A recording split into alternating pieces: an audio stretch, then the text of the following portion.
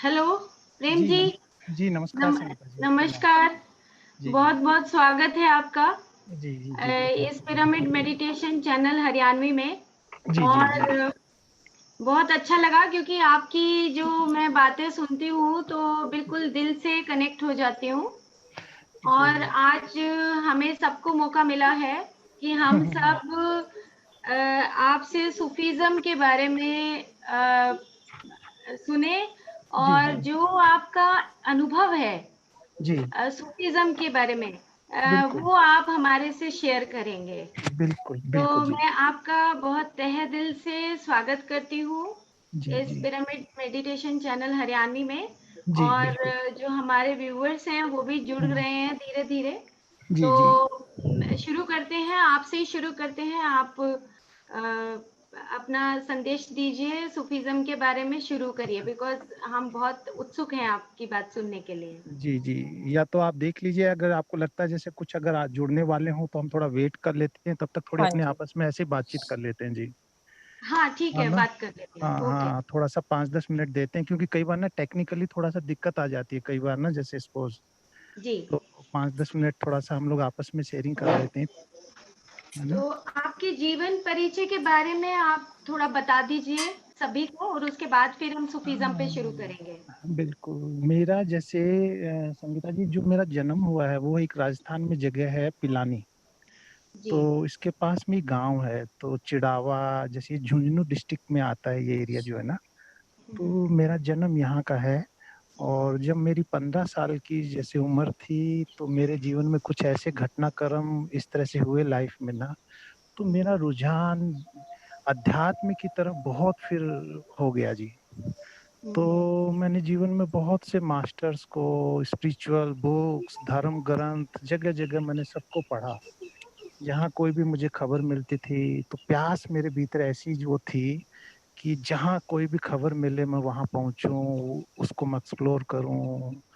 और मैंने बहुत हृदय से और पूरे प्राणों से मैंने इस मार्ग पे मैं चला हूँ जी। और अभी मेरी उम्र लगभग 45 इयर्स है। तो जी। बहुत जीवन के अनुभव जो है मुझे लाइफ में अध्यात्म के क्षेत्र में, और फिर परमात्मा की ऐसी अनुकंपा रही लाइफ में ना, कि मैं हिमालय और प्रकृति में मुझे बहुत गहरे स्थानों पे मुझे रहने का अवसर मिला लाइफ में। हुँ, तो हुँ, मैंने जैसे ऐसे-ऐसे स्थानों पे बहुत समय बिताया है, और बहुत गहरे मौन के, ध्यान के प्रयोग किए हैं जीवन में ना। तो बहुत परमात्मा की ब्लेसिंग जो है वो एक तरह से अनुभव करता हूँ जी। नहीं तो संसार में ना कई बार ऐसे काम, ज़िम्मेवारियाँ, सब चीज़ें हो जाती हैं लाइफ में ना, कि लोग कई बार ना चाहते हुए भी ना अपने इंटरेस्ट को, अपनी हॉबी को, अपने शौक को नहीं दे पाते हैं। लेकिन ये जी। थोड़ा-सा मैं पाता हूँ कि मेरी लाइफ में थोड़ा प्लस पॉइंट कहूँगा, ये परमात्मा की एक ग्रेस या ब्लेसिंग रही जी लाइफ में ना। हुँ। हाँ जी, हाँ जी, हाँ जी। तो एक बिल्कुल जैसे हुँ, हुँ, क्योंकि मैं जब आपसे मिली थी आज से लगभग हुँ। 6-7 साल पहले की बात है, जब हाँ मैं जी, हाँ आपसे जी। कसौली में मिली थी और हमने जी, मेडिटेशन किया था। बिल्कुल और जी। जहाँ पर आप हमें लेकर गए थे तो वो हुँ, बहुत हुँ। सुंदर थी वो जगह। प्रकृति हाँ, के बिल्कुल नज़दीक नदी बह रही थी वहाँ पर। और हाँ, वो जगह बिल्कुल, वो घना पाइन का जंगल है जी वो वहाँ पे ना, हुँ, पाइन फॉरेस्ट है, तो ऐसे में हमारे मन, हमारे विचार सहज ही हम लोग शांत हो जाते हैं जी, विचारों के तल जो हमारे हैं ना। और जहाँ विचार थोड़ा-सा सहज होते हैं, रिलैक्स होते हैं, माइंड हमारा शांत होता है, तो फिर मुन्ने ध्यान में उतरना बड़ा सहज हो जाता है। हुँ, हुँ। हाँ जी, हाँ जी।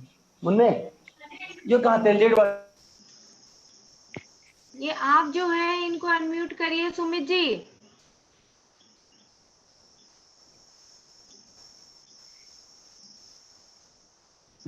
हाँ जी।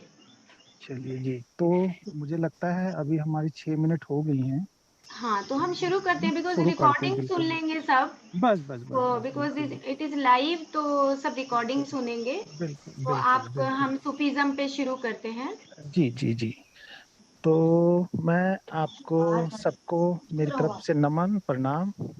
और जिन्होंने भी जैसे अपना माइक, इसमें ऑप्शन आता है म्यूट करने का, तो एक बार आप हो सके तो उसको ना म्यूट करिएगा, जिससे ना डिस्टरबेंस नहीं होगी जी फिर हमें ना। और फिर हम क्या करेंगे, जैसे अगर किसी को कोई क्वेश्चन होता है कई बार ना, जैसे कोई कोई शंका होती है, कोई आपको प्रश्न हो, तो वो भी हम एक लास्ट में जैसे ना 10 मिनट के लिए हम वो एक टाइम रख लेंगे कि किसी को कुछ पूछना हो तो हम उसको फिर लास्ट के 10 मिनट मिलेंगे जी। हाँ जी। ठीक है। तो सूफीज्म जो है ये वैसे ना, आज अगर आप देखेंगे ना, इसको कहीं ना कहीं हम इस्लाम से जोड़ देते हैं इस शब्द को, जो है कि इस्लाम मीन्स सूफीज्म। और हकीकत में जहाँ तक देखो, मैं आपको जो है ना अपने जो अनुभव हैं जीवन के, और जो मैंने अध्यात्म में जो मुझे अनुभूतियां हुई हैं, वो मैं आपसे यहाँ शेयर करूंगा जी। तो सूफीज्म मेरी दृष्टि जो है वो ये है कि जैसे एक तो होती है मसाल, जैसे मसाल होती है ना जब वो जलती है मसाल, और एक होती है जब मसाल बुझ गई, उसमें से रोशनी जो है वो विदा हो गई है। तो ये दो भेद हैं कि एक तो रोशनी जगमग करती हुई मसाल हाथ में होना, और एक जो है रोशनी तो विदा हो गई, और एक हमारे पास वो एक तरह की खोल जो है, मुर्दा ठूठ, वो हमारे हाथ में है। ये ऐसे ही जैसे एक छोटा सा उदाहरण मैं कहूंगा यहाँ आपको कि एक कोई अंधा आदमी अपने एक मित्र के घर मिलने आता है, तो बात करते हैं, वो उनकी बड़ी गहरी मित्रता थी। तो रात लेट हो गई, तो जो अंधा मित्र है उसे जाना है, तो उसका जो मित्र था जो आंख वाला है वो ये कहता है भाई लेट हो गई है और अब अंधेरा घना है, और तू अब मत जा, सुबह चले जाना अब यहाँ से तू। तो वो अंधा जो है वो हंसता है, कहता है यार मेरे लिए क्या अंधेरा और क्या दिन, क्या दिन और क्या रात, मेरे लिए तो सब बराबर है। तो मैं तो हर घड़ी अंधेरे में हूँ, मुझे भेद नहीं पड़ता। तो आंख वाले को भी बात समझ में आई कि यार इसके लिए तो सब बराबर ही है। तो फिर भी वो क्या करता है, उसको एक लालटेन दे देता है हाथ में, कहता है ऐसा करो, ये ना आप हाथ में ना लालटेन ले लो, और जब आप मोड़ों में मुड़ोगे, थोड़ा सा अंधेरा घना है, तो ये लालटेन आपका सहयोग करेगी। तो जो अंधा था वो फिर हंसा, उसे समझ में नहीं आई ये बात। वो ये कहता है यार ये लालटेन मेरे को क्या करेगी, मेरे लिए तो इसका कोई यूज ही नहीं है, मैं तो जन्म से अंधा हूँ। तो जो आंख वाला उसका दोस्त है वो कहता है कि हो सकता है सामने से कोई आदमी आता हो अंधेरे में, और वो अंधेरे में तुझसे टकरा जाए, तो ये जो तेरे हाथ में लालटेन होगी ना, ये उसको रोशनी दिखाई देगी, तो वो बच जाएगा। नहीं तो बिना बात अंधेरे में कोई और आता हो आगे से और तुम आपस में टकराओ, पथरीला मार्ग है, बिना बात गिरो कहीं चोट लग जाए। तो वो आंख वाले जो आएंगे ना उनको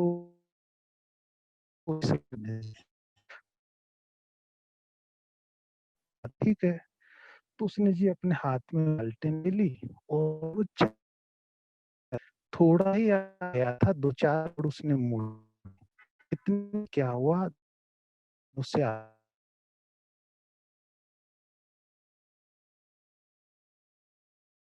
तो उससे तो गुस्से में कहता हो मेरी तरह, तुम्हें दिखाई नहीं देता ये हाथ में मेरे रोशनी है। तो जो आदमी उससे टकराया था वो बेचारा गिर गया था, तो वो थोड़ा सा उसने अपने को संभाला, और फिर वो कहता है मित्र, ये जो तुम्हारे हाथ में लालटेन है ना, ये तो बुझी हुई है, इसमें तो रोशनी ही नहीं है।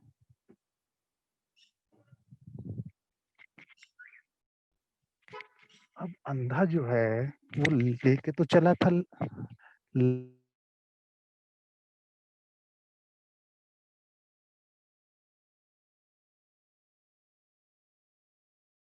लालटेन, लेकिन उसे पता ही नहीं लाल जी से वो संभाले हुए चल रहा था।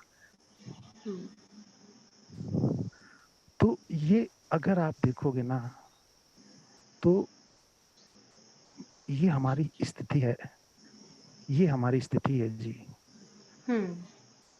जब कोई बुद्ध पृथ्वी पे होते हैं, जब कोई जीसस, जब कोई सुकरात, कोई कबीर, कोई नानक, जब कोई जमी पे होते हैं ना, तो वो एक जलती जगमग करती हुई, यूं मान लो एक रोशनी, एक मशाल चलती है वो। और जैसे ही पहली तो बात, जब इस तरह के लोग होते हैं ना जी, जब जीवित, जब कोई इस तरह से इनलाइटन जब कोई व्यक्ति होता है ना, ये बस्ती अंधों की है, अंधों का समाज है, उन्हीं के बनाए हुए धर्म है, उन्हीं के बनाए हुए सब ग्रंथ हैं, यूं मान लो आप। तो जब वो कोई जीवित ऐसा व्यक्ति होता है हमारे बीच में, तो पहले तो बात, हम उसकी बात को सुनने को राजी नहीं होते हैं। उसकी बातें ही हमें ऐसी लगेंगी जैसे कि ये तो बहुत ही कोई अधार्मिक व्यक्ति है। अंधों ने अपना धर्म बना लिया, अपनी परिभाषाएं, अपने नियम और सब रंग अपने बना लिए हैं। और जब कोई आंख वाला, जब कोई जीवित मसाल होती है, तो उसकी बातें हमें बड़ी बेबुझ लगती हैं और लगता है जैसे ये तो कोई हमें अंधेरे की तरफ ले जाएगा। उसकी बातें मेल नहीं खाती फिर हमारे धर्मों की दुनिया से। तो या तो अधिकतर को तो मार दिया जाता है, अगर आप देखोगे ना, जीसस को यहाँ सूली टांग दी जाती है, सुकरात को जहर दिया जाता है, अधिकतर को तो मार ही दिया जाएगा, उनकी सुनी नहीं जाएगी। और जब वो शरीर से विदा हो जाएंगे, तो ये जो पंडित, ये जो पुरोहित जाल है, ये जो जा के नाम के आसपास आके और फिर एक नई दुकान, एक नई कहानी, एक नई किताब, एक नया ड्रामा वो शुरू हो जाता है। फिर जब कोई फिर आंख वाला प्रकट होगा, फिर उसके लिए और दुगनी मुसीबत हो जाएगी, और नई, मान लो एक और कोई नया पिंजरा बन गया, एक नया कोई परिभाषा बन गई, तो उसके लिए फिर और मुश्किल हो जाता है। तो सूफीइज्म जो है वो समझ लीजिए आप, एक जलती हुई मशाल है, एक जलती हुई लालटेन है। और जो बुद्धिज्म है, जो हिंदुइज्म है, जो क्रिश्चियनिटी है, ये सब जो है वो बुझी हुई लालटेन है, जिसमें से रोशनी विदा हो गई है और मुर्दा उस सिर्फ एक खोल को हम ढो रहे हैं।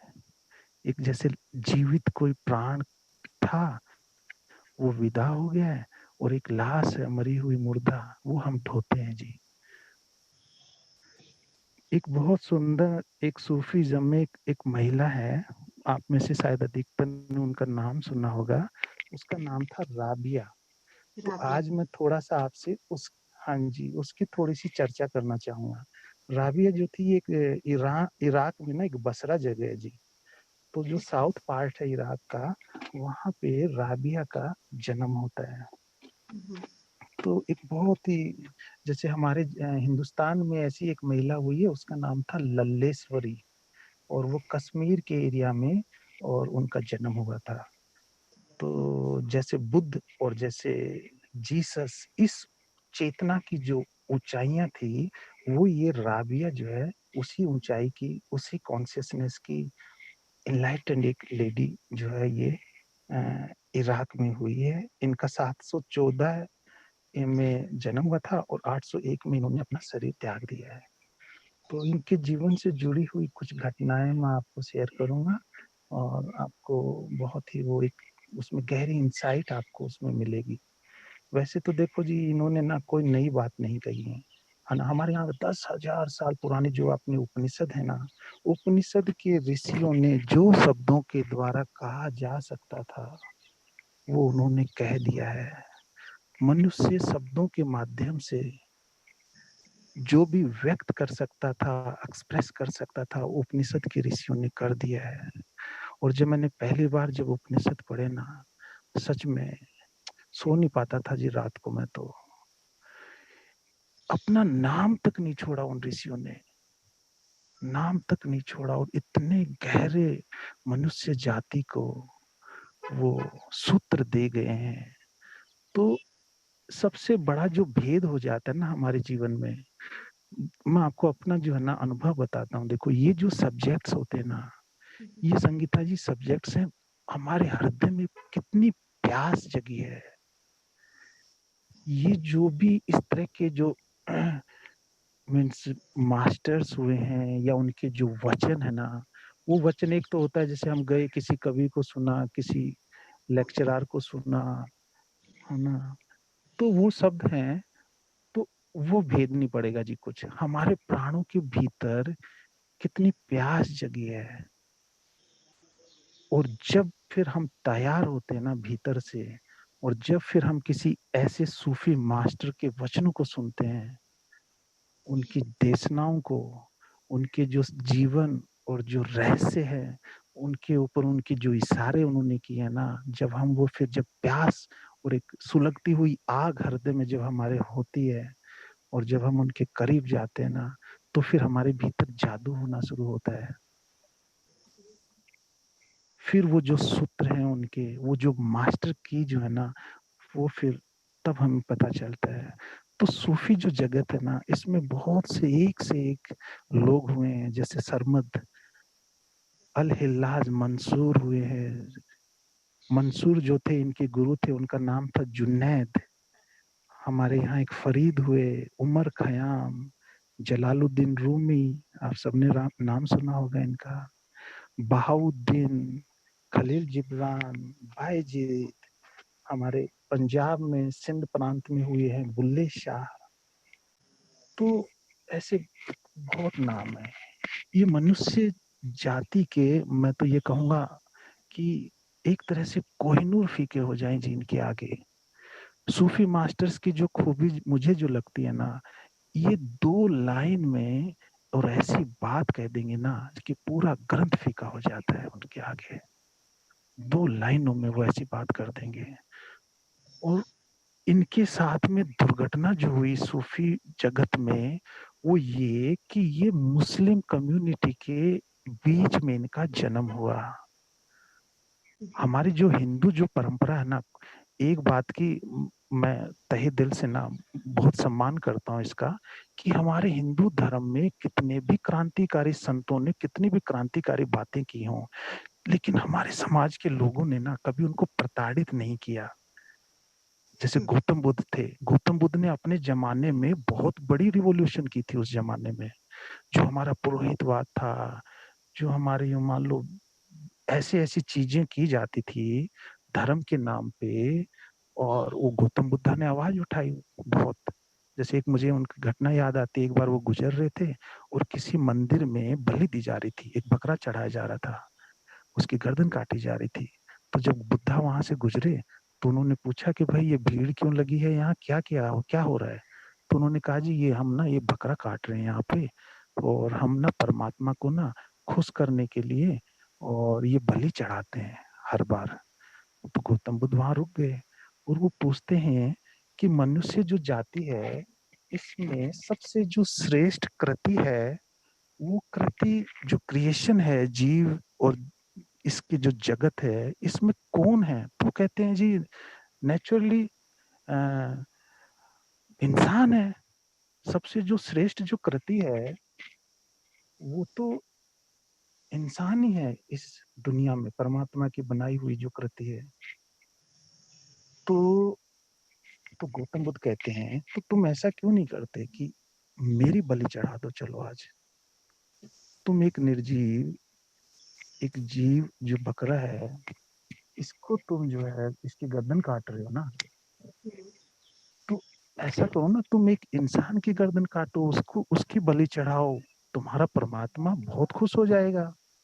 तो वो जो लोग थे वो सारे ठिठक गए वहां पे, क्योंकि ऐसे जो व्यक्ति होते हैं ना, उनकी उनके भीतर, उनके एक एक शब्द में, उनकी प्रेजेंस में, उनकी उपस्थिति में, उनके भाव भंगिमा में, उनमें एक बहुत गहरी ऊर्जा होती है। तो सब लोग बिल्कुल ठंडे पड़ गए, उनके समझ में ना आए कि क्या करें। तो हमारे जो हिंदू जो हमारी परंपरा रही ना, यहाँ हमने किसी संत को टॉर्चर नहीं किया जी, चाहे कितना ही क्रांतिकारी कोई हुआ हो। लेकिन ना ये जो इस्लाम जो कम्युनिटी है, जिसको हम कहते हैं ना शांति का धर्म, इस्लाम मीन शांति, यहाँ बहुत मारकाट होती है जी। तो इतने प्यारे प्यारे लोग हुए हैं ना इनके बीच में, मैंने जैसे अभी नाम कुछ आपको आपने बताया एक ना जी। राबिया का नाम भी लिया था ना, तो हाँ राबिया बिल्कुल, कुछ राबिया, आपको राबिया बताना चाह जी, रहे थे। बिल्कुल। तो ऐसे ऐसे नाम हुए ना, इनको इतना बेदर्द इन लोगों को मारा गया है ना जी, इनको इतना प्रताड़ित किया गया है ना, जो भी सत्य थे जीवन के, जो इन्होंने जब बोले हैं हमारे बीच में, तो इनको मीन्स बहुत टॉर्चर करके और इनको मार दिया गया था। तो राबिया जो थी वो, उनका जन्म जो है बहुत एक गरीब परिवार में हुआ, और वो बहनें थी जैसे 4। तो छोटी उम्र में उसके साए, उसके सर के ऊपर से उस माता पिता का साया उठ गया उसके। तो उस समय में जैसे कि खरीद फरोख्त होती थी इंसानों की भी, मंडियां सस्ती थी और वहां बेचा जाता था। तो ये जो गरीब राबिया है, ये एक हाथ से दूसरे हाथ इस तरह से इसे बेचा गया, और इधर से उधर इसने अपना जीवन बिताया। ऐसी परिस्थिति में, ऐसी दुर्दशा में, और ये एक ऐसा फूल खिला है ना, तो मैं तो आपसे सबसे कहूंगा कि आजकल ना बहुत इजी हो गया है जी, टेक्नोलॉजी ने इतना मीन्स इजी कर दिया। तो जैसे गूगल है, आप थोड़ा सा जैसे समय जब भी आपको लगता हो ना, जैसे थोड़ा समय खाली है, तो ऐसे जो कैरेक्टर्स है ना, इनको थोड़ा पढ़ना शुरू कीजिएगा। इन्होंने जीवन की इतनी संपदाएं लुटाई है ना अपने वचनों के द्वारा, अपने मीन्स प्रवचनों के द्वारा, तो हमारे जीवन में क्रांति हो सकती है। तो राबिया, जैसे मैं आपको बताऊं, राबिया जो है, एक बार क्या हुआ, राबिया के जैसे घर में एक मेहमान आया, उसका नाम था हसन। तो हसन जो है वो आया, और वो जैसे ड्राइंग रूम में बैठा है, राबिया अंदर थी उस टाइम में। तो हसन क्या करता है, उसको एक पुस्तक दिखाई दी, तो वो कुरान शरीफ। तो उसको लगा कि राबिया अभी है नहीं, चलो इतने कुरान शरीफ को थोड़ा सा अध्ययन किया जाए। तो उसने देखा कुरान शरीफ में जैसे कोई वचन है, तो उस वचन को क्या किया हुआ, लाल रंग से उस पूरी लाइन को काटा गया है, और काट के उसके नीचे कुछ एडिट किया हुआ है। तो मुस्लिम लोग तो जी ये सोच भी नहीं सकते, कल्पना भी नहीं कर सकते कि कुरान शरीफ और उसमें करेक्शन। क्योंकि उनका तो कहना यह है कि बस एक ही पैगंबर है पूरी पृथ्वी के ऊपर, अगर कोई डिवाइन पावर अल्लाह जो है, उसने अगर किसी पैगंबर को भेजा है तो वो एक ही है, और वो है हजरत मोहम्मद, और उनकी एक ही किताब है और उसका नाम है कुरान शरीफ। तो यानी ये एक अंधेपन की, ये मान लो, हद होती है जी। इतने प्यारे प्यारे फूल जैसे खिले हैं जी, बुद्ध, जीसस, सुकरात, लाओ त्सु, च्वांग त्सु, इतने प्यारे प्यारे लोग इस पृथ्वी पे हुए हैं ना, लेकिन वो लोग ऐसे, मान लो जैसे कहते हैं ना, कुएं का मेंढक, बस उस कुएं के मेंढक में ही बस उस उनकी जो फिलोसफी है, उनकी जो सारी जो समझ है, तो वो उससे बाहर नहीं जाते। तो हजरत मोहम्मद ही बस पैगंबर है उनके लिए, और जो थोड़ा बहुत इधर उधर बोलता है उसको वो फिर परेशान करेंगे, टॉर्चर करेंगे। तो वो आदमी हसन तो हैरान हुआ है कि यार कुरान शरीफ में ये एडिट किया हुआ, ये करेक्शन किया हुआ है। तो वो एकदम से फिर उसने देखा, पेज पलटे, कुछ और आगे इस तरह से लाल वो उससे कटी हुई हैं लाइनें। तो इतने में राबी आ जाती है, तो बड़ा एकदम क्रोधित है, आवेश में है, पूछता है, कहता राबिया, ये देखो कौन है, किसने ये हिमाकत की जो कुरान शरीफ में ऐसे लाइनें काट के और ये इस तरह से किया हुआ है। तो राबिया कहती है, ये हसन मैंने ही किया है। अब उसमें एक लाइन लिखी हुई है, जैसे सपोज कि तुम जो शैतान है उससे घृणा करो। तो राबिया कहती है, अब तू हसन मुझे ये बता, जिसके पास घृणा बची ही नहीं, जिसके पास सिवाय प्रेम के कुछ और बचा ही नहीं करने को, वो कैसे घृणा करेगा। जैसे एक फूल है, वो फूल खिल गया है, अब कोई उस फूल को गालियां दे, कोई फूल को उसको हाथों में लेके मसल भी दे ना, तो भी वो फूल दुर्गंध नहीं देगा। मुझे हाँ प्रेम जी एक बात जी जी याद आ गई बीच में। जी जी आपके इस फ्लो को थोड़ा मैं बीच में नहीं, रोक के जी एक चीज का मैं मैसेज जरूर देना चाहूंगी यहाँ हमारे व्यूवर्स को, जी जी कि अभी कुछ दिन पहले पिरामिड सोसाइटी में एक हम्म, डैना मैरियम, एक लेडी है जी जी डैना मैरियम, हम्म और हम्म उन्होंने एक पुस्तक लिखी है। हम्म, पुस्तक का नाम है अनटोल्ड स्टोरी ऑफ सीता माँ।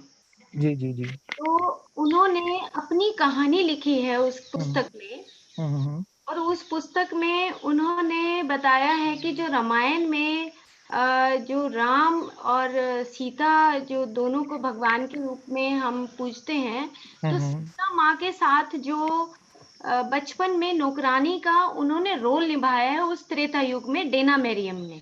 जी जी। तो जो डेना मेरियम है वो लिखती हैं कि जो हमारी पुस्तकों में कुछ चीजें ऐसी लिखी गई कि जिससे हम भ्रमित हो गए।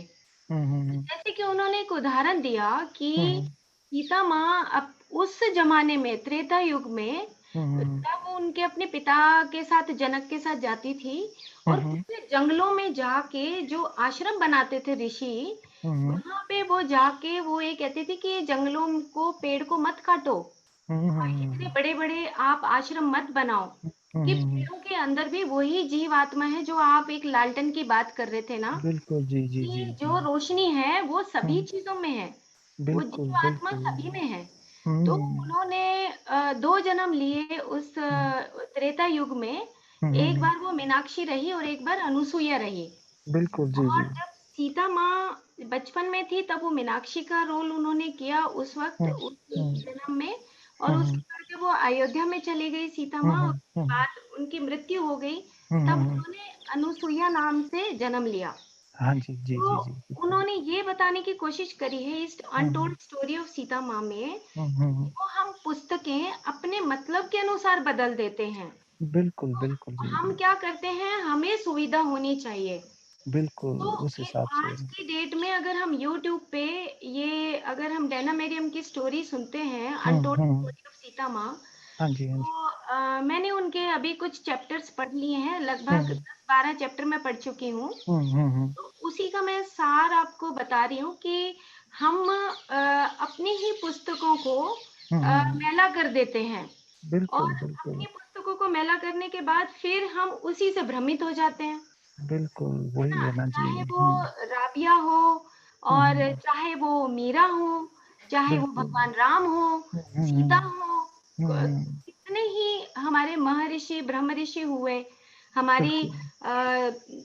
अनेकों जो महिलाएं हैं जो ऋषि बनी हैं, ब्रह्म हम्म। ऋषि बनी हैं, लेकिन उनके अंदर सब में वही रोशनी है बिल्कुल ना? जो आप बिल्कुल बात कर रहे थे बिल्कुल। कि ये जो लालटेन है ये बुझी हुई, क्योंकि सबके अंदर वही तो बसता है, बिल्कुल बस बिल्कुल जी। हमें वही खोजना है, लेकिन हम अपने अहंकार में इन चीजों को भूल जाते हैं ना। वही तो वही बात है उस जी। टाइम में उन्होंने, मीनाक्षी ने, जो डेना मेरियम है आज, वो बात हम्म करती है कि सीता माँ ने उस वक्त कहा कि सेल्फ गवर्नेंस, कि हम्म ऋषि मुनि जब श्राप देते थे उस जमाने में, तो ये श्राप उन्होंने उस वक्त रोका, उन्होंने, सीता माँ ने कहा कि श्राप देने की प्रथा नहीं होनी चाहिए। जो ऋषि है, जैसे आपने बताया कि जब बिल्कुल घृणा है ही नहीं कहीं, घृणा तो बिल्कुल वास ही नहीं है बिल्कुल अंदर, तो बिल्कुल ऋषियों के बिल्कुल। अंदर ये श्राप की भावना कहाँ से आ गई? नहीं हुआ जी, वही सब ये चीजें ना ऐड हो जाती हैं। अंधे लोग जो है ना, वो कुछ इस तरह के माफिया समझ लो जी, ये माफियाइज्म है धर्म की, मान लो जी, है ना। हाँ। तो ये बहुत शुरू से ये हावी है, और इस तरह की चीजें ऐड हो जाती हैं, और फिर वो एक अंधी प्रथा शुरू हो जाती तो है ना। हमें तो एक्चुअली हाँ क्या है कि हाँ। जो हमारा चैनल है जी वो जी। बहुत ही सहजता से और हम्म। विनम्र से जी। और सत्यता के आधार पे, बिल्कुल आत्मज्ञान बिल्कुल। के आधार पर हम हम्म इसको, सूफीज्म है, गीता हम्म। सार है, और बिल्कुल हमारा जो स्पिरिचुअलिज्म है, उन सब बिल्कुल चीजों में एक ही तो बात लिखी है कि बिल्कुल हम बिल्कुल। सब आत्मज्ञानी बने, है ना? एसेंस आत्मज्ञान एसेंस। वही रोशनी है, बिल्कुल वही एसेंस एसेंस जैसे ना। है ना? जी बिल्कुल। बहुत बढ़िया आप मतलब बताया आपने कि जो हम्म। आपने उदाहरण दिया कि जो एक मैंने वर्ड लिखा है, आपने बताया कि प्राणों के भीतर जो प्यास हमारी है वो मतलब प्यास वही होना चाहिए, किताब की बात वही नहीं है, नहीं होगी जी, देखो किताबें तो बहुत जानकारी की हैं, बात नहीं है सारा ना? कुछ है जी, किताबें तो भरी पड़ी हैं देखो, लेकिन वही है ना। आप देखो सूफीज्म, आपको बताऊं, ये जो मार्ग है ना, हम्म, ये मार्ग शुरू होता है जब आपके भीतर प्यास जगती है, बस वहीं से शुरू होता है। जहां सुई गिरी है वहीं मिलेगी, यहाँ कहाँ मिलेगी तुझे, झोपड़े में ढूंढ। तो कहते हैं, राबिया और जोर से हंसती है, कहती है, ना समझो, मैं तो वही कर रही हूँ जो तुम कर रहे हो, तुम कहाँ ढूंढ रहे हो। तुमने कभी अपने भीतर पूछा कि तुमने कहाँ खोया है। बिल्कुल सही कहा आपने। हाँ हाँ। प्रेम जी, आपने बिल्कुल सही कहा कि हम ज्यादातर जो अपने आप को ढूंढने के लिए बाहर पूरा जीवन क्या अनेकों जन्म बिता देते हैं बिल्कुल ना, लेकिन हमें आना तो एक टाइम अंदर ही पड़ता है। बिल्कुल। और ये चीज हम जब मैं आपको अपने जीवन के कुछ अनुभव बताती हूँ कि जी जी। आज से 10 साल पहले हम्म मैंने भी, जैसे आपने कहा कि उपनिषद पढ़ा और मेरा फिर दिल नहीं लगा, ऐसे 10 साल पहले तक मैं भी बहुत सारी किताबें पढ़ती रही और जी जी। बहुत सारे गुरुओं के पास गई भी। और जब किताबें पढ़ी तो मुझे लगा कि मुझे स्वामी विवेकानंद, महर्षि दयानंद सरस्वती, रामकृष्ण परमहंस और शिव पुराण, विष्णु पुराण, गुरु ग्रंथ साहब, ये सब समझ आ गया है, लेकिन मुझे समझ नहीं आया था क्योंकि मैं अपने अंदर तो गई ही नहीं थी। मैंने कभी आंख बंद करके अपने आप को पाने की कोशिश ही नहीं की थी। मैं तो पुस्तकों से या दूसरी जगह पे जा जाके मैं ढूंढ रही थी कि मैं आखिर मेरी मेरी जो प्यास है मैं बाहर से पाना चाह रही थी। जी जी। लेकिन जैसे ही मैं ध्यान में आई हम्म और मैं उन दिनों क्योंकि बिकॉज आप ओशो धारा में भी जुड़े हुए हैं और मैं ओशो को भी पढ़ा मैंने और मैं वृंदावन भी गई। बहुत जगह पे जाने के बाद जब मैंने आंखें बंद करी और आंखें बंद करने के बाद मेरे को महसूस हुआ कि अरे मैं तो सब कुछ बाहर ढूंढ रही हूँ, जो कि मैं तो अंदर हूँ। मेरे को तो बिल्कुल अंदर खोजना है अपने बारे में। बिल्कुल बिल्कुल। और लगभग 10 दिन के अंदर ही मेरे को अपने बारे में जानकारी शुरू हुई कि मैंने यहाँ पे इस धरती पे जन्म क्यों लिया, मेरा जो उद्देश्य है जीवन का वो क्या है। बिल्कुल जी जी। कि जो आपने आज एक एग्जाम्पल बताया है, उदाहरण दिया है ना, कि अंदर अपनी जो मशाल है वो बुझनी नहीं चाहिए, वो हमेशा जलती रहनी चाहिए। बिल्कुल लेकिन हम क्या करते हैं कि हम बाहर अपने अहंकार में लिपटे रहते हैं।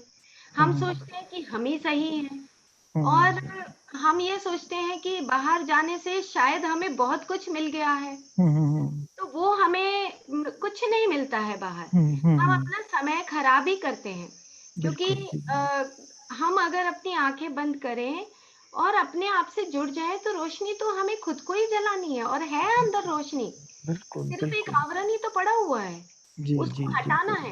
है। और वो आवरण क्या चीज है, वो अहंकार है। अहंकार का मतलब बिल्कुल। कि जो हमारी आदतें हैं, हम्म जो हमारी चित्त चित्त है, यानी कि जो हम्म हम यादाश्त में रखते हैं। एक बार हम किसी से मिलेंगे, किसी से दुश्मनी है तो दूसरी बार भी उससे दुश्मनी ही निभाएंगे।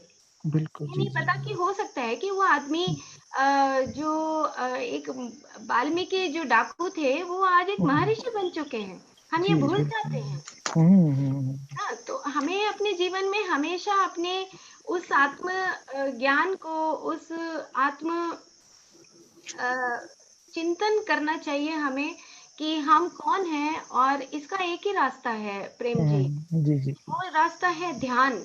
और हम्म उसको मैं ये कहूंगी कि सूफीज्म जो हमने अभी ये पेज शुरू किया है इसमें, जी जी। उसमें मैं जो 3 दिन से महसूस कर रही हूँ सूफीज्म को, ये महसूस कर रही हूँ कि कहीं पर शरीर की तो चर्चा ही नहीं होनी चाहिए। बिल्कुल जी। आपके अंदर जो एक चेतनता है ना, जो हम्म सूफीज्म, मतलब आप इतने निराकार हो, आप इतने ट्रांसपेरेंट हो कि आपके अंदर और बाहर कुछ भेद नहीं है। तो मैं 3 दिन से महसूस कर रही हूँ क्योंकि उससे पहले मैंने रूमी को पढ़ा जी। और रूमी की मैं आज से 6-7 साल पहले जब मैंने पढ़ा तो मैं फैन हम्म उससे। हम्म उन्होंने मतलब जो बातें बताई कि वो अद्भुत हैं बिल्कुल और बिल्कुल। हम उसको कहीं एक धारा में ले जाते हैं, एक धारा में जोड़ देते हैं और हम ही तो हैं उस संसार को सेपरेट करने वाले। हम बिल्कुल। बोलते रहते हैं संसार तो माया है, संसार तो माया है, संसार माया है। मेडिटेशन करो है ना। जब बिल्कुल हम जी जी। उस माया भाई को बात सुनती है माया को समझ लेंगे। तुरंत मेरी आवाज आ रही है। ये आप म्यूट करिए प्लीज सुमित, तुरंत। आप इसको डिस्टरबेंस मत होने दीजिए।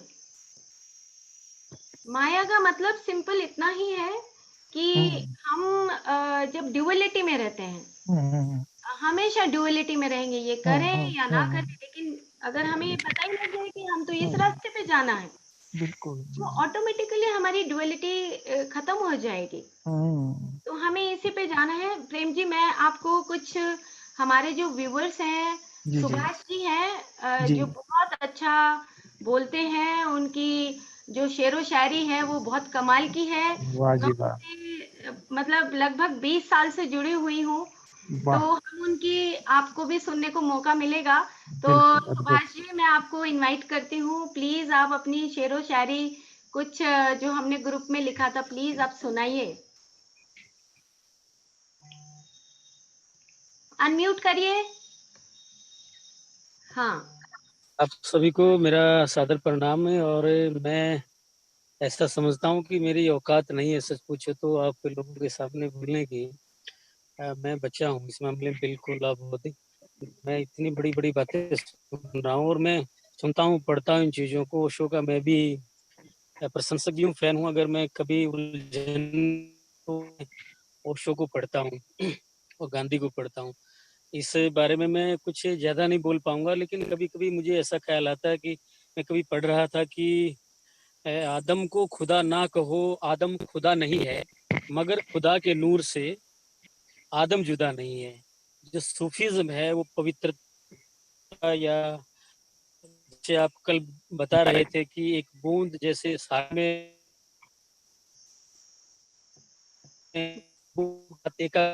उनके बीच में बसता नहीं है।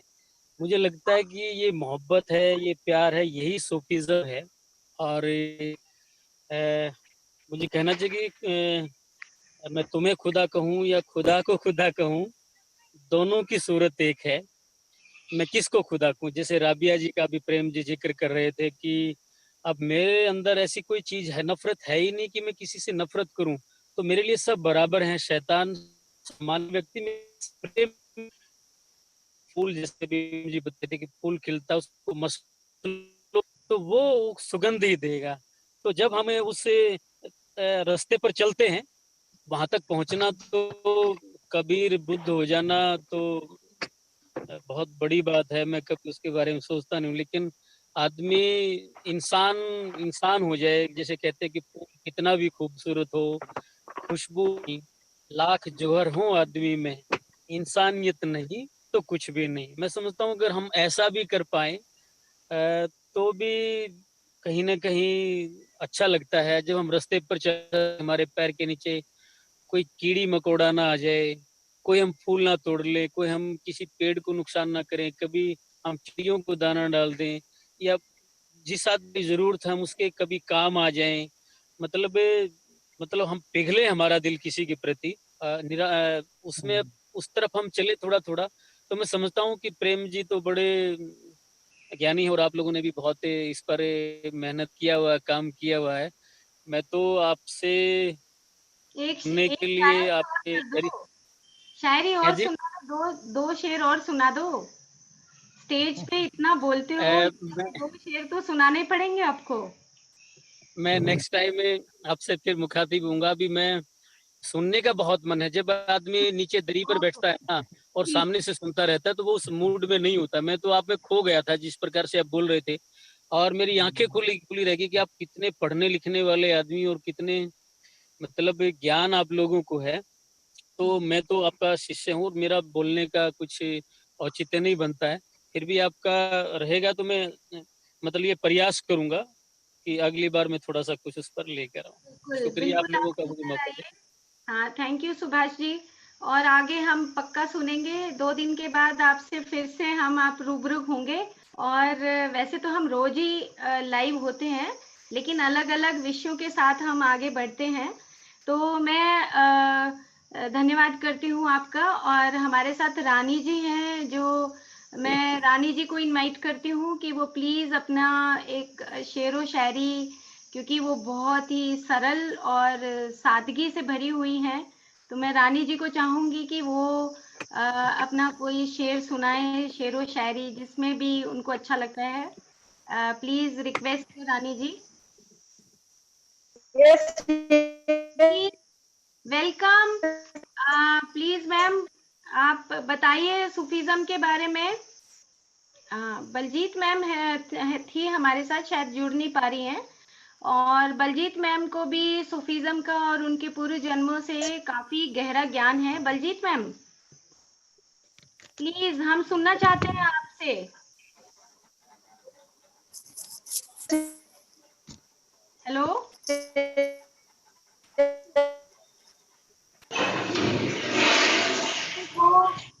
कोशिश कर रहे हैं। तो चलो हम तब तक आगे चलते हैं सूफीज्म के बारे में ही।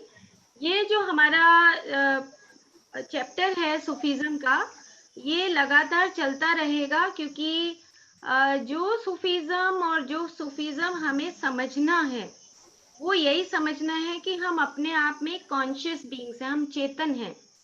हम चेतन से जड़ नहीं है। हमें ये बात हमेशा बार बार बार बार याद रखनी है। चाहे हम किसी भी रिलीजन से हैं, चाहे हम किसी भी कास्ट से हैं, लेकिन हमारे जो शरीर के अंदर जो चीज है, जो रोशनी है, वो सिर्फ एक, या हम उसको कहें चेतन कहें, या हम उसको आत्म तत्व कहें, या हम उसको एक कॉन्शियसनेस कहें, या हम उसको एक ऊर्जा कहें, ये सब चीजें एक ही चीज है। ये चीज हमें यहाँ पर समझनी है। सूफीज्म को, जैसे कि जो रविंद्र रोज हैं, जो हमारे ग्रुप में सूफीज्म के बारे में बात करते हैं, उन्होंने बताया कि जो सोफिया एक शब्द है, उससे सूफीज्म आया है। तो जो सूफीज्म आया है वो सॉफ्टनेस से आया है। सॉफ्टनेस का मतलब ये हुआ कि जैसे एक आत्मा जो है वो निराकार होती है, उसी तरीके से वो व्यक्ति जिसको अपने बारे में ज्ञान हो गया, अपने बारे में जानकारी हो गई कि मैं तो सिर्फ और सिर्फ एक चेतन हूँ, और यही रोशनी सभी के अंदर जल रही है। तो हम हमेशा जागरूक रहते हैं कि हाँ, ये जो रोशनी है, ये रोशनी सभी के अंदर है। चाहे वो छोटे से छोटा जीव, जैसे कि अभी सुभाष जी भी बता रहे थे कि एक चींटी भी है। आप भी बता रहे थे प्रेम जी कि जो चींटी है, हम एक पत्ते को बिना सोचे समझे तोड़ लेते हैं। कल भी हम ये बात कर रहे थे। और हम पशुओं के प्रति, पक्षियों के प्रति, पौधों के प्रति सेंसिटिव नहीं होते। लेकिन जो सही में जो सूफी है, वो अपने आप में एक उत्सव की तरह रहता है, नाचने की तरह रहता है। जिन्होंने सूफीज्म में जो नाच दिखाया है, वो यही दिखाया है कि भाई मेरे जो चारों तरफ है, मैं उनको सबको ऐसे ही स्वीकार करता हूँ। और हम किसी में जजमेंट नहीं करते हैं, हम नापतोल नहीं करते हैं। यही सूफीज्म है जो शायद मैं 3-4 दिन से, जब से ये चैप्टर शुरू हुआ है, इसको मैं अच्छे तरीके से उतारना चाहती हूँ। जैसे कि मैं आपको एक उदाहरण देती हूँ प्रेम जी, जैसे आपने अपने जीवन में कुछ उदाहरण बताए, ऐसे ही मैं प्रेम का एक उदाहरण देना चाहती हूँ। जी जी जी। कुछ साल की बात है, 3.5 साल पहले की बात है। मैं अमूमन सुबह उठ के और बाहर चाय पीती हूँ, और पेड़ के पास बैठ के पीती हूँ। और पेड़ के पास काफी सारे छोटे छोटे बाउल्स रखे हैं, जिसमें चिड़िया के लिए, कबूतर के लिए, तोतों के लिए दाने होते हैं। तो मैं उनको बैठ के देखती रहती हूँ। तो एक दिन क्या होता है कि मैंने, जो हम बार बार पढ़ते हैं ना, अनकंडीशनल लव, या हम प्रेम के बारे में पढ़ते हैं, वो चीज मुझे 3.5 साल पहले महसूस हुआ।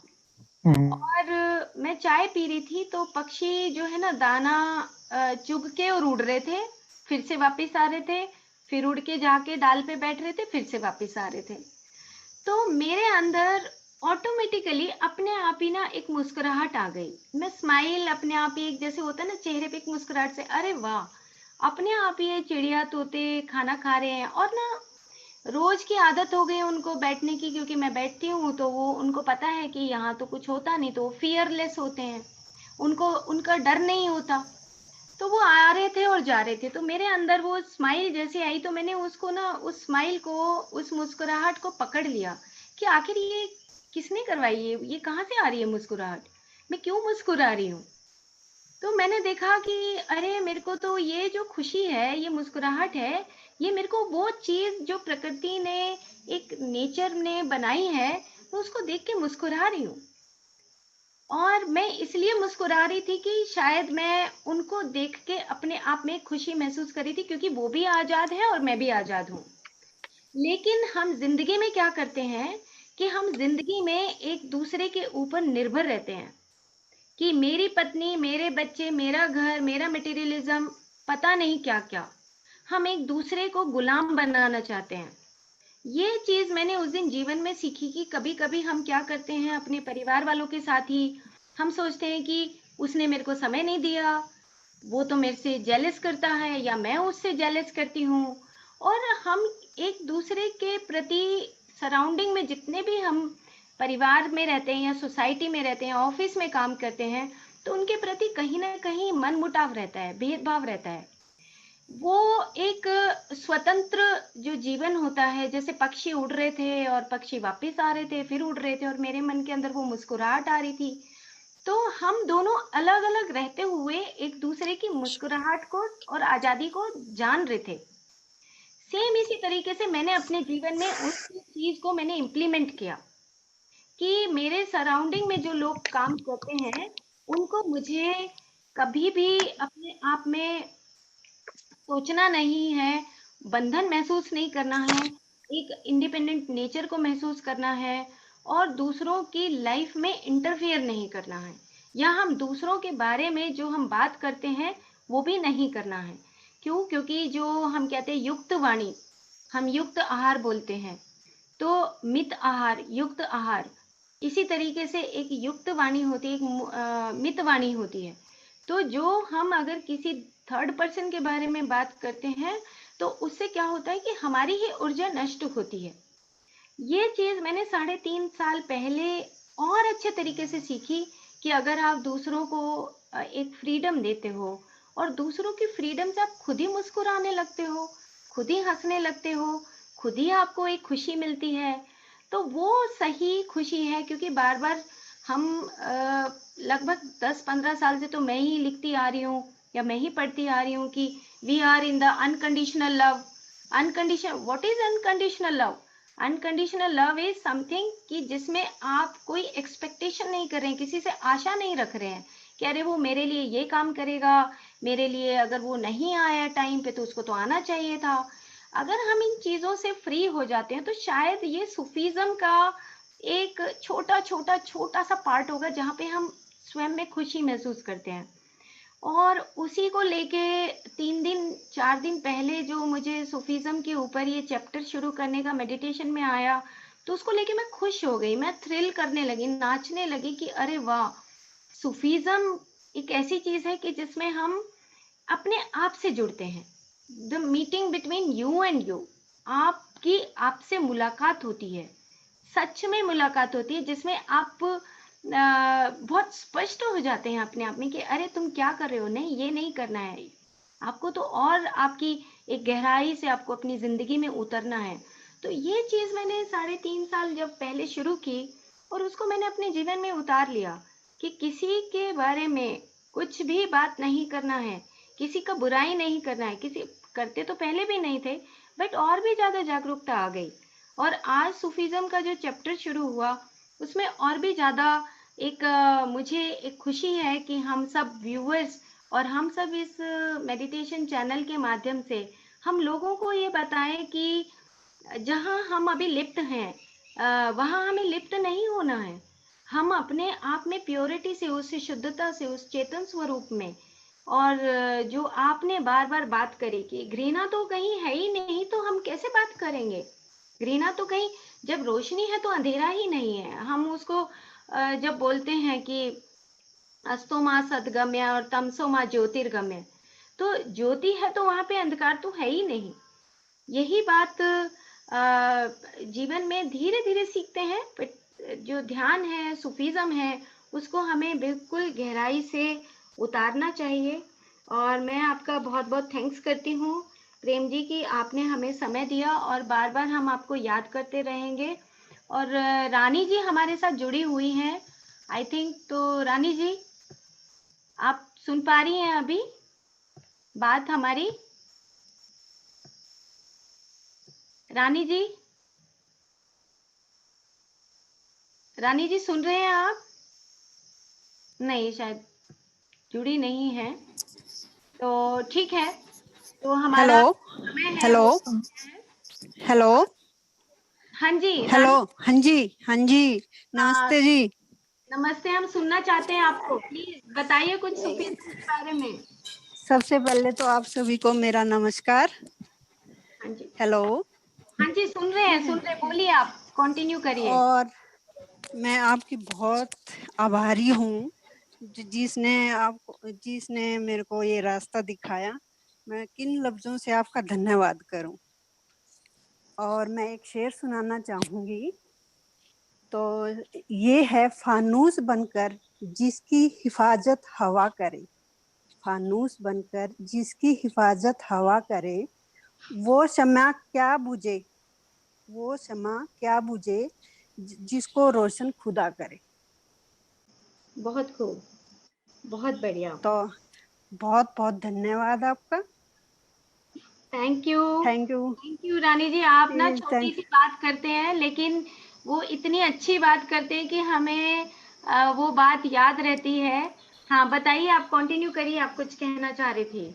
नहीं, बस थैंक यू मैडम। बहुत देखो, अब ये आपको स्टार्ट है। हाँ, आपका सुनने में बहुत मजा आ रहा है, बहुत मन लग रहा है, दिल से दिल मिल गया। Thank you. Thank you.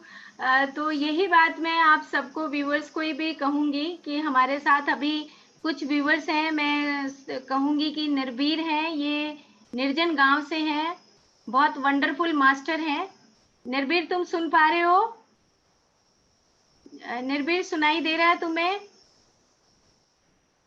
अभी नया नया सीख रहे हैं हम चैनल पे ना, थोड़ा ये जूम करना। प्रेम जी माफ करना हमें, क्योंकि हम थोड़ा ज़्यादा एक्सपर्ट नहीं है इन चीज़ों में, लेकिन अभी हम सब परफेक्ट हो जाएंगे थोड़े दिनों में डेली, क्योंकि जूम का जो प्रोग्राम होता है तो उसमें बहुत सारे व्यूअर्स हैं, अभी जुड़ते जा रहे हैं और बहुत अच्छा प्रोग्राम चल रहा है। जसबीर हैं, जयपाल है, सोनम है, जोगिंदर जी हैं और इंदिरा जी हैं। इंदिरा जी आप बताइए, ये क्रॉस हटाइए अपना, पहले आवाज से क्रॉस हटाइए। सुमित अनम्यूट करो सबको। आवाज हटाओ। ये इंदिरा जी आप अपना क्रॉस हटाओ, ये लाल वाला।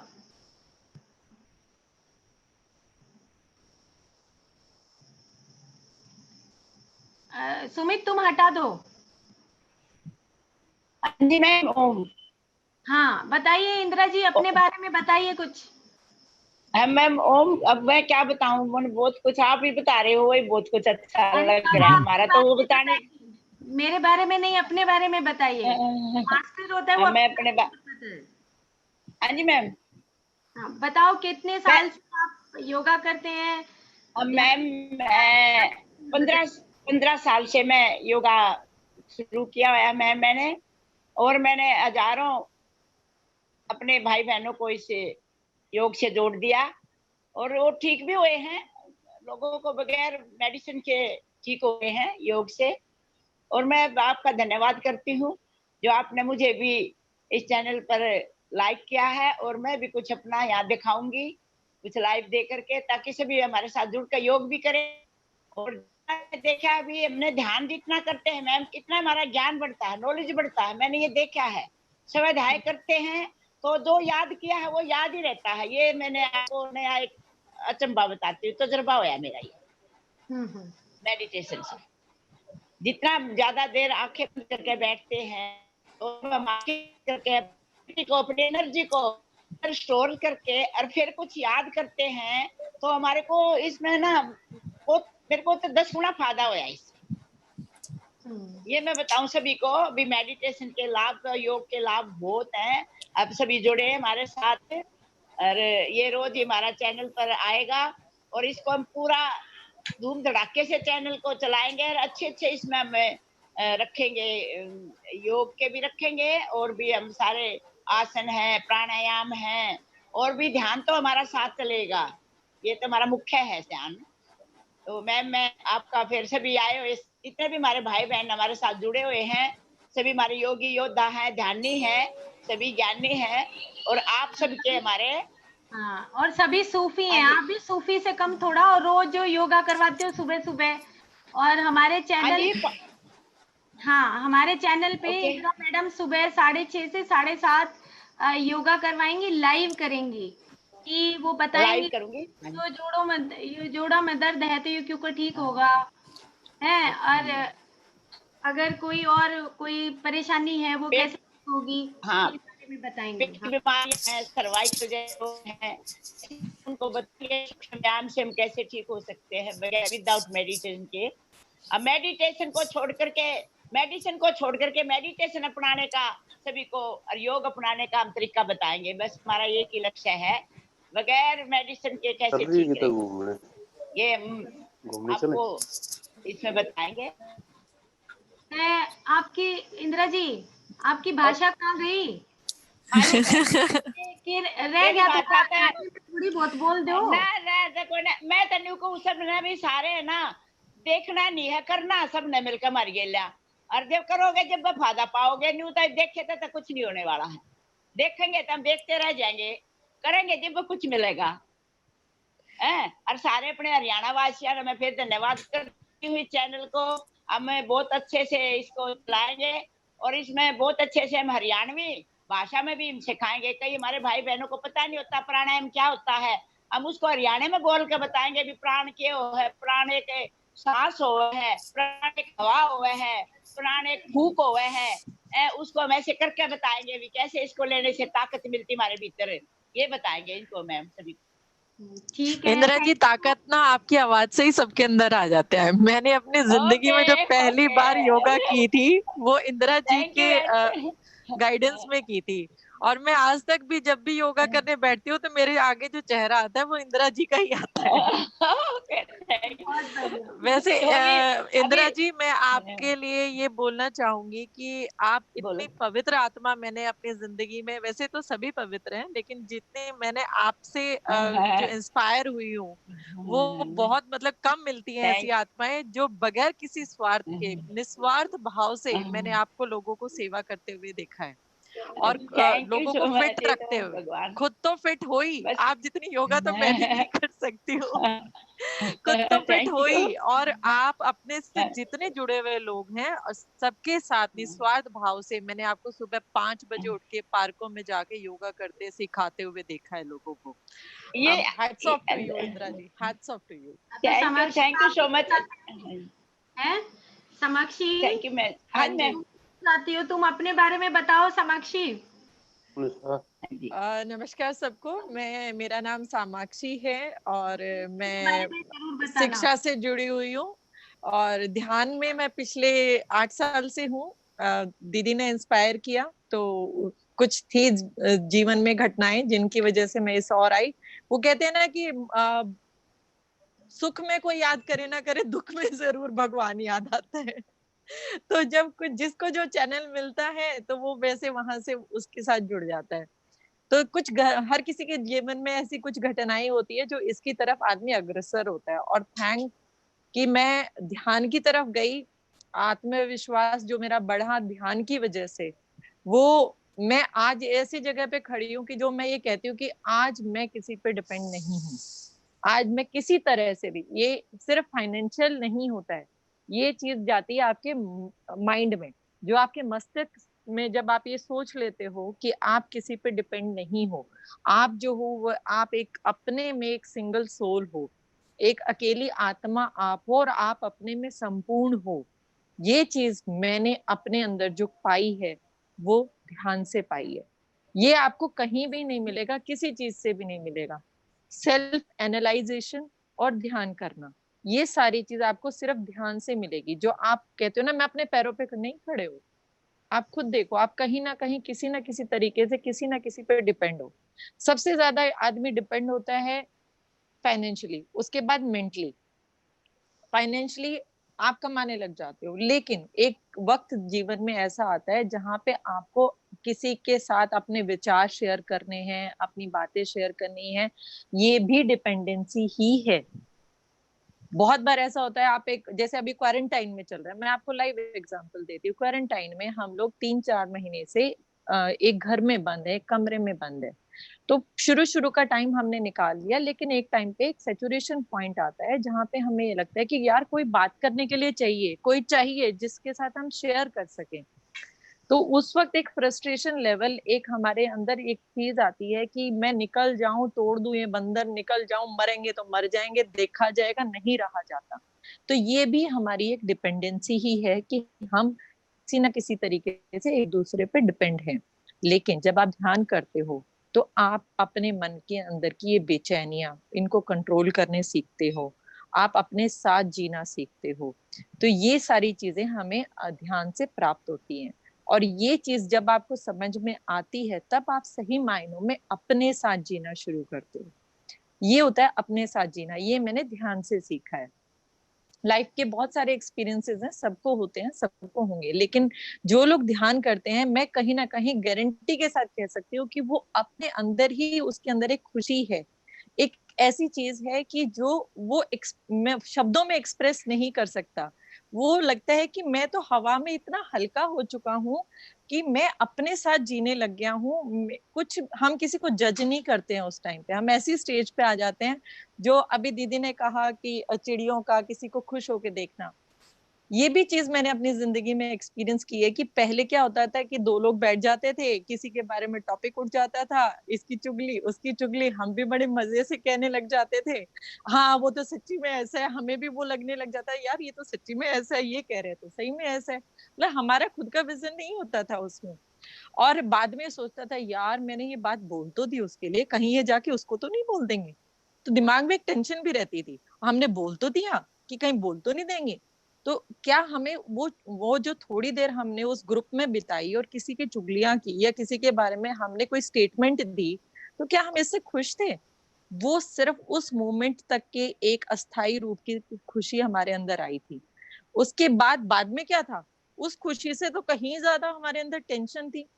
फिर दूसरा इंसिडेंट ये हुआ कि किसी के लिए हमने स्टेटमेंट देनी बंद की। मैंने ये चीज समझी कि हर इंसान अपना एक्सपीरियंस लेने आया है। हर इंसान का, चाहे वो हम कौन होते हैं उसको जज करने वाले, हम कौन होते हैं ये बताने वाले कि वो सही है या गलत है, हम कोई नहीं होते हैं। क्योंकि हमारा विजन अलग है, उसका अलग है। दुनिया में जितने लोग हैं उनका सबका अपना अपना विजन है, हम कोई नहीं होते हैं किसी को गलत या सही बताने वाले। हर किसी की अपनी जिंदगी है, हर किसी के अपने एक्सपीरियंस है, हम जज करने वाले कोई नहीं होते हैं। और बहुत बार क्या होता है कि हम अपने विजन से, हम अपने पॉइंट ऑफ व्यू से दूसरों को देखते हैं और जज करते हैं। क्यों? हमें किसने दिया ये हक? हमें कोई हक नहीं है। अगर हम ये चीज देखें, अगर उसने किया है तो कुछ ना कुछ तो उसके भी रीजंस रहे होंगे।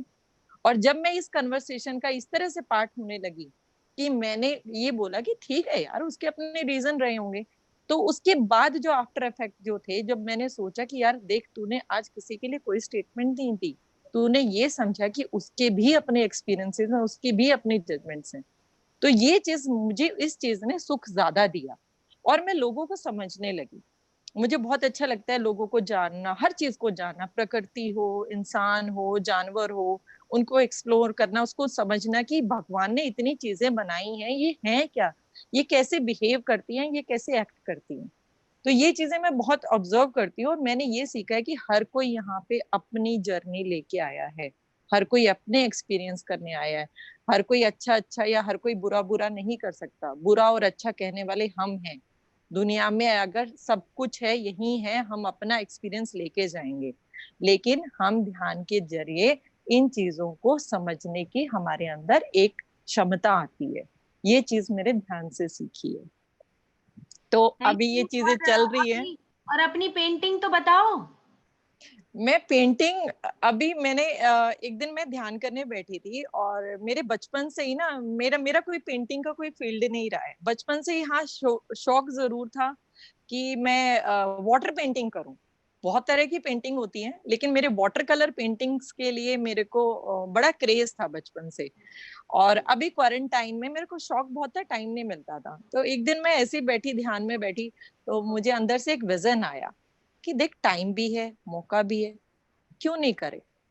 तो पहले तो हिम्मत नहीं बढ़ी, करूंगी कैसे, अंदर से आया करूंगी कैसे, फिर वही डिपेंडेंसी आ गई कि करूंगी कैसे, आता तो कुछ भी नहीं। फिर दीदी ने मेरे को ये हमेशा शिक्षा दी कि तू उठ, जवाब तेरे अंदर है सारे।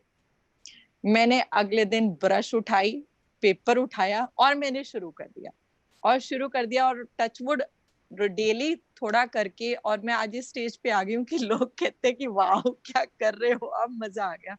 और काफी कुछ पेंटिंग ना मुझे लोग ऐसे कहते हैं कि जो जैसी जिसकी भावना होती है ना वो उसके काम में दिखती है। मेरे को जो कमेंट्स आते हैं मैं उसके ऊपर बिना पे कह रही हूँ कि लोग ये कहते हैं कि आपकी पेंटिंग में ना बड़ी शांति दिखती है, एक पीस दिखती है। शायद आपके मन के रंग ना उन कलर्स में भी आपके उजागर होते हैं। आप वही चीजें देखते हो और वही चीजें समझते हो जैसा आपका मन है। तो ये चीजें जो है, जैसा आप अपनी मन की भावना, जो लोग कहते हैं ये एक्सपीरियंस होते हैं, आपको बस समझना पड़ता है इनको, कि जो आपके मन की भावना है ना वैसी चीजें, वैसे आपका कामों में, आपकी हर बिहेवियर में वो चीजें आपकी उतर के आती हैं। तो मेरे पेंटिंग्स में जो कलर हैं, जो सूदिंग कलर्स निकल के आते हैं, वो लोग भी उनको देख के सुकून, एक शांति की प्राप्ति होती है, क्योंकि मैं बड़े शांति के मन से बनाती हूँ उनको। और ये सारी चीजें मुझे ध्यान, मेडिटेशन, वहीं से मेरे को सारा मोटिवेशन आया है। Thank ji you. दीदी। हाँ, thank you Samakshi. Santosh madam है हमारे साथ, मैं उनको जी भी एक बार जरूर इनवाइट करना चाहूंगी। संतोष मैडम, संतोष जी, डीपी मलिक जी, आप सुन रहे हैं हमारी आवाज? सेशन जी क्लोज करने से पहले मैं चाहूंगी कि आप प्लीज अपने बारे में बताइए मलिक जी। जी जी मैम, सुन रहे हैं। हाँ, आप बहुत आप ही, हाँ, ये वेटनरी डॉक्टर हैं and he is a great great great soul. मैं बता दूं इनके बारे में, एनिमल्स को लेके बहुत बहुत सेंसिटिव हैं और इन मतलब लाजवाब इंसान हैं। तो अपने बारे में थैंक यू बताइए। हाँ, मैम। आप आपने बहुत ज़्यादा कह दिया। अरे आप हैं ही ऐसे, बताइए। और हाँ, बताइए। ऐसे मैम, अब आपने एनिमल किंगडम के बारे में बात की तो मैं थोड़ा सा ये कहना चाहूँगा। जब से ध्यान में आए हैं ना, तब से जो ट्रीटमेंट हम करते हैं, अब आवाज़ आवाज़ सुन रही है क्या जी? हाँ हाँ, बिल्कुल सुनाई दे रही आवाज़, है, कंटिन्यू हाँ जी। करिए। हाँ, तो तब से एक अलग ही प्रवृत्ति से, अलग ही इंटेंशन से ट्रीटमेंट होता है।